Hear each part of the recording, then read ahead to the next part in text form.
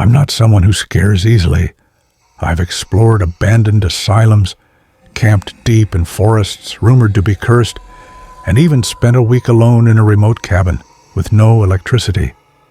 But nothing, and I mean nothing, comes close to what I experienced last October in that old, decaying mansion on the outskirts of Vermont.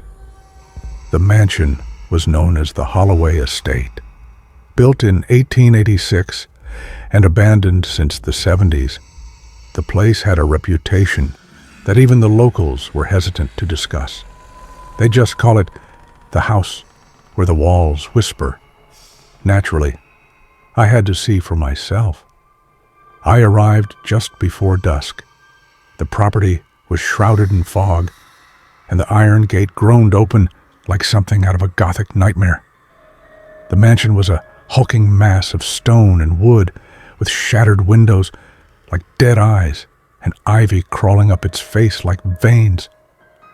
I had my gear: night vision cameras, audio recorders, EMF detector, the usual. But as I stepped into the foyer, even my most advanced tech couldn't prepare me for the feeling. It wasn't fear, not yet. It was heaviness, the kind of oppressive weight you feel when something is watching you closely. I walked through the mansion. Floorboards creaked beneath my boots. Paint peeled from the walls in long curling strips. The air smelled of rot, mold, and something faintly sweet, like perfume maybe, the kind your grandmother would wear. I found a massive grand staircase, and just past it, the parlor. Dust-covered furniture stood like forgotten ghosts. A child's doll sat propped on a chair, its eyes gouged out, its dress perfectly clean. I noted that. Then the EMF reader spiked. Around midnight, I decided to settle in the main bedroom, what used to be the master suite. I set up my night vision camera in the corner, aimed toward the bed and door. It was cold, colder than outside. I wrapped myself in my sleeping bag and turned off the lantern. Just silence, but not true silence. There was a faint hum, like distant singing, a woman's voice humming an old lullaby. Too soft to record, but unmistakable. I sat up, holding my breath. That's when the bedroom door creaked open, slow and deliberate. But no one was there.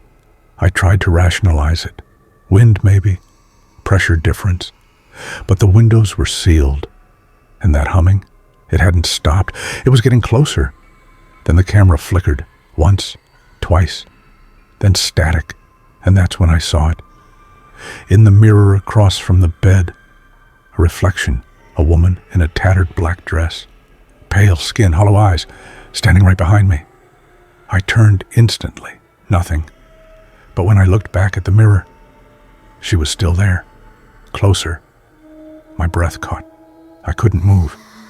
And then she smiled. Not a warm smile. Number. It was the kind of smile someone makes just before doing something cruel. The lights exploded. Every bulb in the hallway popped at once, echoing like gunshots. My ears rang. Then, footsteps. Heavy, deliberate. From the attic above. Something was coming down the stairs. I bolted. I didn't care about the gear. I sprinted into the hall, only to freeze. The walls were bleeding. Thick, dark liquid oozed from the wallpaper, trickling like sweat. And from the shadows, whispers, clear now. Male voices, chanting in some language I didn't understand. I stumbled outside, tripped down the stairs. My flashlight caught something in the corner of the foyer. The same woman, crawling on all fours, fast. I didn't look back. I reached my car just as the sky began to lighten. As I sped off, I looked in the rearview mirror. The mansion stood still and lifeless. But at the top window of the master bedroom, she was watching me. I returned a week later with a team, paranormal experts, a historian, even a priest. But the house was empty. The mirror was broken. The doll, gone. And when we reviewed the footage from my camera, just static. Hours of static. No humming, no footsteps, no woman. But on the final frame, right before the battery died, a hand pressed against the lens, pale, clawed, bloody. I've been to dozens of haunted places, but I won't go back there.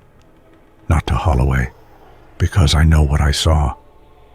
And she knows I saw her too. She's waiting for me to come home.